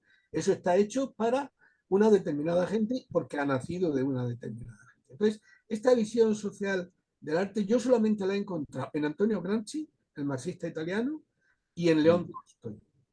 Esa visión radical del arte. Hay un libro que os recomiendo de Tolstoy que se titula ¿Qué es el arte? Una maravilla. Y él no era comunista, pero claro, era casi, no era colectivista, comunitarista, etc. Entonces, Machado en ese sentido se sitúa por muchas razones en las antípodas, pero vuelvo a insistir, no es un pensador sistemático, ni falta que le decir, es un pensador coherente.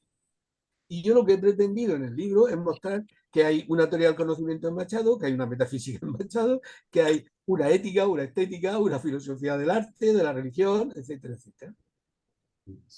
Bien, Rafael, ¿tú quieres decir ya sobre Machado y Mairena para ir terminando, que ya no hemos pasado Pues la sí, hora? bueno, como dije, iba a hacer dos comentarios digamos, de estética, ¿no?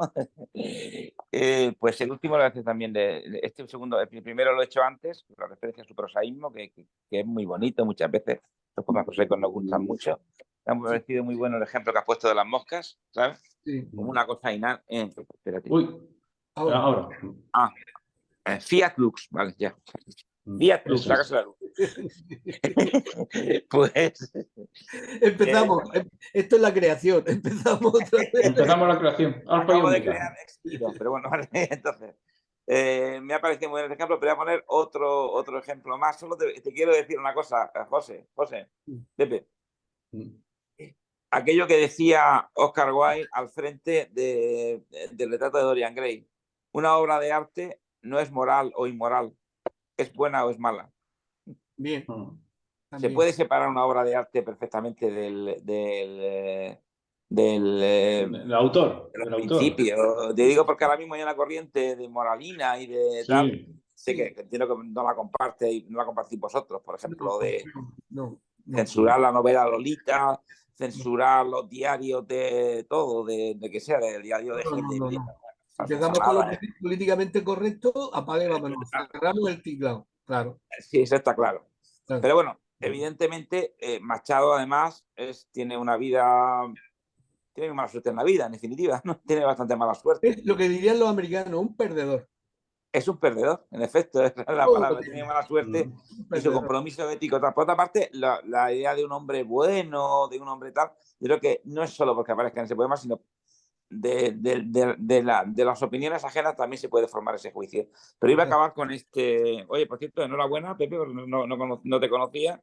Y desde luego eres un experto en filosofía y en... Pues ya os conocéis y quedaremos en otro encuentro, ¿eh? Pues nos tomamos un café o un whisky. Por supuesto, te vamos a tomar un café. ¿Estáis ahí en Murcia? ¿Estáis en Murcia? Sí, eso quedamos, por supuesto. Hablamos otra vez de Antonio, ¿te parece bien? Señor. Te digo por esto que dice que al principio de Mairena. Señor Pérez, salga usted a la pizarra y escriba los eventos consuetudinarios que acontecen en la rúa. El alumno escribe lo que se le dicta. Vaya usted poniendo eso en lenguaje poético. El alumno, después de meditar, escribe lo que pasa en la calle. Exacto. Mairena, no está mal. Genial. Y cada día, señor Lectura, es más escrita y menos hablada. Pues eso. ¿Sabes lo que decía Juan Ramón Jiménez? Quien escribe como se habla llegará mucho más lejos y quien escribe como se escribe. Efectivamente, pues ahí comparten los demás. Ahí coincidían. Esa idea de que es esa idea que es cervantina. Claridad y llaneza.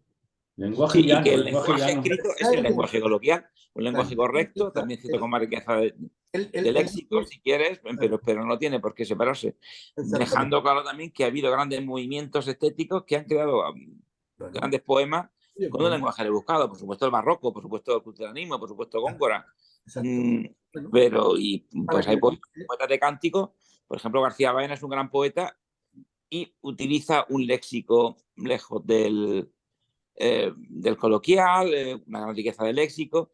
Ha habido grandes movimientos estéticos que se han alejado de ese ideal, pero en definitiva, si os leéis la poética de Campoamor, eso es lo que te está diciendo. Es decir, la poesía española con Jorge Manrique, que supone una cima con la copla, y posteriormente con Garcilaso recibe el método italiano, pero con un tono próximo al lenguaje coloquial.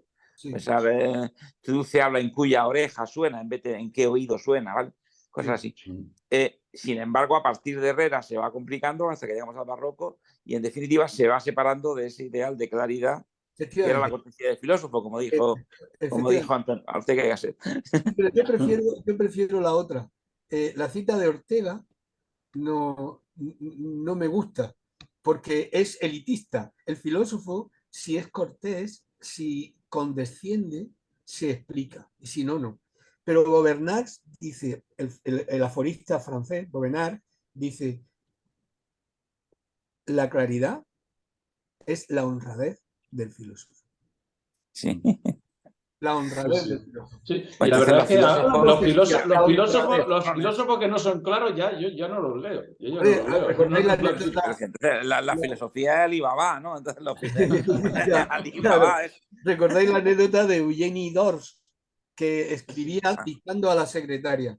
y le dictaba y le dice a la secretaria cuando llevaba ya un par de párrafos, dice, ¿está claro lo que le he dictado? Dice la sí, sí. secretaria, sí, sí, sí, por supuesto. Póngalo. Que sí, pues oscurezcámoslo, Claro. oscurezcámoslo. Pero si no, no lo toman Está en serio claro, como filósofo. mala cosa si está Es claro. parecido a la alquimia, ¿eh? Lo de Claro. la filosofía es parecido a la alquimia, de verdad. Sí.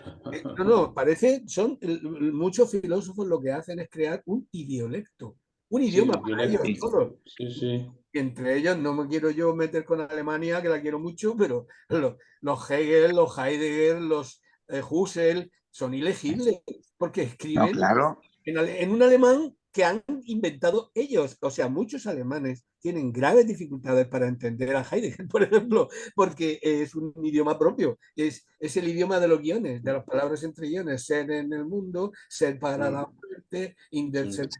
Entonces, volvemos a lo mismo, volvemos a lo mismo. Todo creador tiene su estética, pero toda estética implica una ética. Cuando tú Sí. escribes, también debes de pensar por qué escribes como escribes y para quién escribes. Debes de pensarlo. ¿A quién quiero llegar yo? ¿Para quién escribo yo? Porque si no, entonces eres un tipo en la Torre de Marfil, ¿no? ¿Para quién escribo? ¿Qué quiero conseguir con mi escritura? ¿Qué tipo de persona soy yo que ha decidido dedicar su vida a escribir? Poesía, filosofía, porque si eres notario y te has dedicado a escribir escritura, pues eso todavía pues tiene un sentido, ¿no? Porque es algo práctico, pero que te dedique, Rafa, perdóname, a la poesía, o yo me perdono a mí mismo, a la filosofía, o Antonio. ¿Qué tipo de inutilidad es su vida, caballero? Uno, ¿por qué soy escritor? Porque esa es otra. Hoy existe es el más frecuente, el escritor profesional. El que todos los días le echa horas y se levanta a las 7 de la mañana y dice, bien, yo de ese no quiero saber nada. Yo de ese no quiero saber nada. Me parece que es un señor que ha puesto, como dicen los del pueblo, los bueyes por delante del carro. Alguien que se dedica todos los días a escribir profesionalmente me interesa poco. Sinceramente os lo digo. ¿Por qué? Porque creo que uno debe escribir cuando tiene algo que decir, no ponerse a escribir todos los días a ver qué se me ocurre, ¿no? Entonces, esta figura del escritor profesional, ese escribe por dinero, sencillamente escribe por dinero para publicar y vender libros. El escritor auténtico es alguien que se dedica a algo sobre lo que creo, y creo que todos los grandes lo han pensado, se dedica a algo sobre lo que debe de meditar. ¿Por qué escribo? ¿Para qué escribo? ¿Para mis amigos? ¿Para que me digan que bien escriben? ¿Para mi novia? Pues eso es una ética que está en el fondo de la creación. Si uno no se plantea para quién escribe y escribe, pues malamente lleva el asunto de su vida, malamente se ha planteado el sentido de su vida y de su acción, porque si además le dedica muchas horas a ese tema, pues entonces Pero, se puede escribir como Kafka para huir del horror de la oficina. Él lo dice, para huir del horror de la oficina, y dice, mi vida sería perfecta si yo pudiera vivir en un sótano apartado donde nadie me oyera ni yo oyera a nadie. De vez en cuando llegaría una persona una vez al día y dejaría una bandeja con comida al otro lado de la puerta. Yo lo iría a dejar la bandeja, cuando se hubiese marchado, abriría la puerta, cogería mi bandeja y comería. Y dice Kafka, ¿qué cosas escribiría entonces? ¿Qué altura alcanzaría mi escritura? Pues ahí tienes una ética, la del monje, escritor, ¿no? Entonces, entiendo lo que dice Rafa.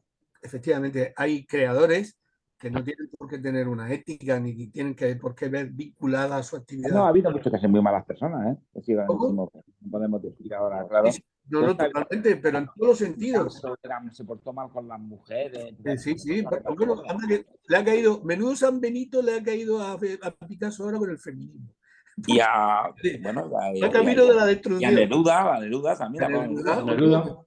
Neruda, para mucha gente, y perdonad la expresión, era un hijo de puta que abandonó a una mujer con una niña minusválida y no quiso saber nada de ella y las dejó tiradas y etcétera, etcétera. Pero bueno, el tema Pedro Salinas ahora ya se ha conocido años después y sí, ya muerto Salinas, ¿cuál es la mujer que inspiró su libro amoroso, claro que no trilogía amorosa? era su esposa. Es decir, para que nosotros estemos disfrutando de una buena poesía amorosa, de unos buenos versos Sí, amorosos, su mujer lo pasó fatal, intentó suicidarse, se lanzó al río Naranjuez, sí, sí, en sí. la frontera nos vivió.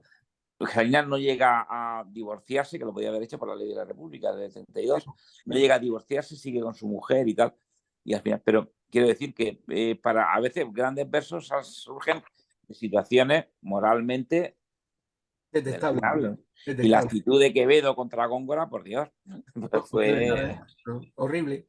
Sí, inmoral, ¿no? Cosa ahí. Sí. es un Crueles, debate, crueles. es un debate abierto, es un debate que filosóficamente, como Antonio sabe muy bien, Wittgenstein cierra el Tractatus diciendo ética y estética son la misma cosa. Así lo dice. Ethik und Ästhetik sind eins, son la misma cosa. Muy bien. Esa es una postura. Está la otra postura de decir, bueno, el creador. Yo, por ejemplo, entiendo la perplejidad, por ejemplo, con el caso del flamenco. Hay grandes artistas flamencos. Fernando Quiñones era un gran admirador de Manolo Caracol y escribió un libro sobre Manolo Caracol. Le llamó, que él también tenía talento, Caruso de las Cavernas. Le llamó a Manolo Caracol. Y decía, en el libro decía, parece mentira, que yo, que muero con este hombre, que me hace llorar, que me estremece, que me vuelve loco cuando canta, cuando llevo 5 minutos tomándome un vino con él, no lo soporto, dice, porque no hay nadie más racista, más machista, más insoportable que Manolo Caracol. Él mostraba su perplejidad, es decir, como persona no lo soporto, como cantador es Dios, ¿no? Bien, esa perplejidad está instalada en la vida humana, efectivamente, es así, es así.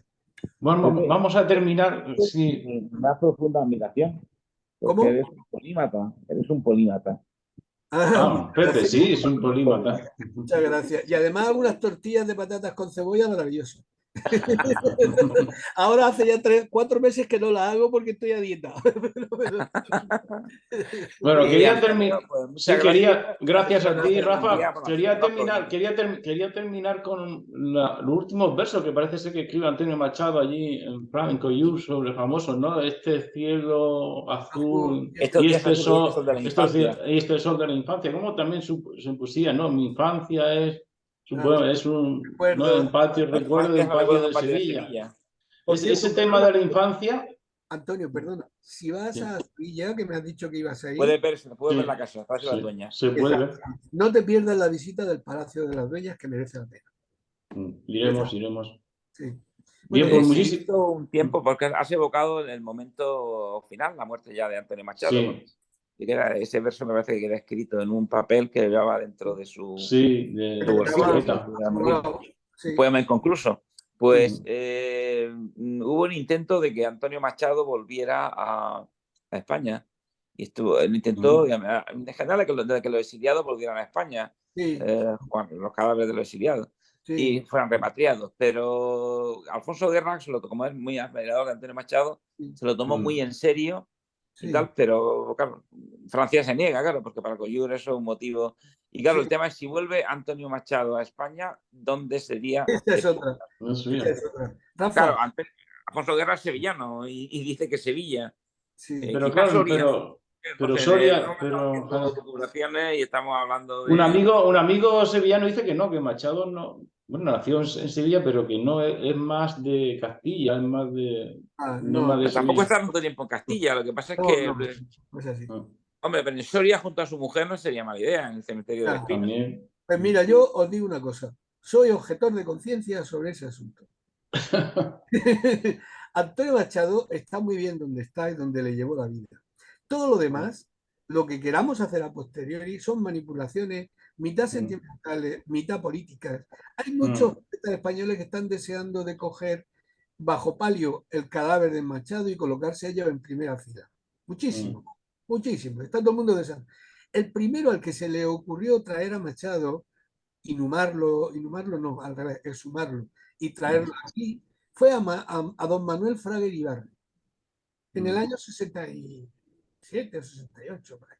Porque decía que ese muerto en Collioure olía mucho más que estando aquí en España. Porque la tumba de Machado se había convertido en un lugar de peregrinación.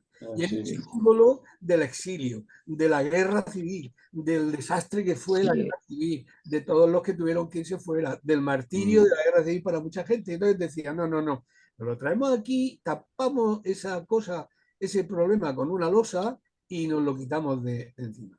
Ese fue el primero que empezó con la historia. Después, como ha dicho Rafa, Alfonso Guerra por su vinculación. El último, uno de los últimos, Luis García Montero, que también está moviendo la banderita de la exhumación y tal. Yo creo que si Juan de Mairena levantara la cabeza, no digo Machado, si Juan, lo digo en el libro, si Juan de Mairena levantara la cabeza, se reiría mucho del asunto y diría, dejadme en paz, dejadme tranquilo, que he llegado donde me llevó la vida. Estoy aquí porque aquí me trajo la vida. Y él no expresó en ningún momento su deseo de volver a España. En ningún momento. El exilio lo había llevado allí, pues ya está. Entonces, lo otro me parece toda una componenda política y como habéis dicho muy bien, ¿dónde lo enterramos? Pregúntale a los de Soria dónde quiere que se le entierre. O quizás en Madrid, ¿no? ¿Por qué no se está planteando hombre Pero, ilustre ahí? y los de Sevilla, y los de Baeza, y los de Barcelona, y los de Valencia, y los de Rocafort, y los de Segovia. Pero sí, no sé, pero en Segovia está. ¿Habéis visto la Casa Museo? ¿Tú lo habrás visto, Pepe? No, no estaba, no estaba. Pues estuve en la Casa Museo y es muy curiosa porque el señor que llevaba ese museo era muy entendido, Machado. De hecho, luego cuando escribe su biografía, Ian Gibson, vi que, cuando yo la leí, vi que había consultado con él. Y hay mucha relación que tiene con Pilar Valderrama, que es la inspiradora, la Guiomar, que aparece en los poemas amorosos ya de madurez. Pues él iba a Segovia, estaba tal, y se iba a Madrid, o sea, daba las clases y enseguida se iba a Madrid. Porque él quería estar. Rafa, tenía un horario especial en atención a sus deseos de 3 días de clase, lunes, martes y miércoles. Por eso yo que más que Segovia, Madrid, para eso. Pero yo sí vería bien una repatriación, pero va a ser imposible porque no van a quedar los países donde están. Pues de Pedro Salinas, de Antonio Machado, de tal, sí, en efecto. Si todavía en España tuviésemos algo que los franceses tienen, que es el panteón de hombres ilustres. Es que sería bueno, ¿eh? Habría una historia ahí, panteón de hombres ilustres, es decir, un país que reconoce a sus grandes hombres y mujeres, porque ahí está, por fin, Marie Curie también la han metido en el panteón de hombres y mujeres ilustres, ¿no? Si tuviéramos eso, habría un lugar donde llevarlo, y un lugar que podríamos considerar como neutral, donde nadie tiene por qué entrar en nacionalismos o en localismos de pequeña ambición. Pero es que no lo tenemos. Entonces, el problema es dónde puñetas lo colocas. Aparte de que creo que... Sevilla, Madrid o Soria, es lo que yo veo. Sí, pero bueno, pregúntale tú a los demás. Pregúntale a los de Segovia, pregúntale a los de Baeza, pregúntale... Yo he visto un ejercicio absolutamente... Porque claro, esto de subirse al carro del triunfador, del famoso y tal, ahora ya Machado políticamente es un triunfador. Su vida fue la de un perdedor perfecto, lo digo en el libro. Un perfecto perdedor. Perdió a su padre bien joven, perdió a Leonor, perdió su patria, perdió la guerra, perdió a Pilar Valderrama, todo. Ya. Pero todo el mundo se quiere subir al carro del ganador y Machado es un gran ganador. Entonces, no sé por qué decía esto. Se me ha ido el hilo. Todo el mundo porque se ha politizado la repatriación de... Exactamente, está politizado de manera que yo a eso le veo poco recorrido, porque no hay manera de encontrar un lugar que consuele a todo el mundo. Todavía el lugar neutral sería la Biblioteca Nacional, donde iba todos los días, cuando vivía en Madrid, todos los días a la Biblioteca Nacional a leer. Habría que proponer un panteón así como tiene en Francia y también en muchos otros países para este caso. Muchísimas gracias, Pepe, y muchísimas gracias, Rafa. Muchas gracias a ti. Y seguiremos haciendo encuentros sobre Machado y Juan de Mairena si tenemos ocasión, y sobre otros poetas y pensadores, ¿no? Y cuento Sobre con todo, hombre, vosotros. Pepe tiene un gran dominio de todos los temas. O sea, Bueno, Pepe- muchas gracias, Rafa. Tú tampoco te quedas atrás. Tú tampoco te quedas atrás. Los dos, Muchas gracias. muy Me ha bien. encantado conocerte. Detengo la grabación, no os vayáis.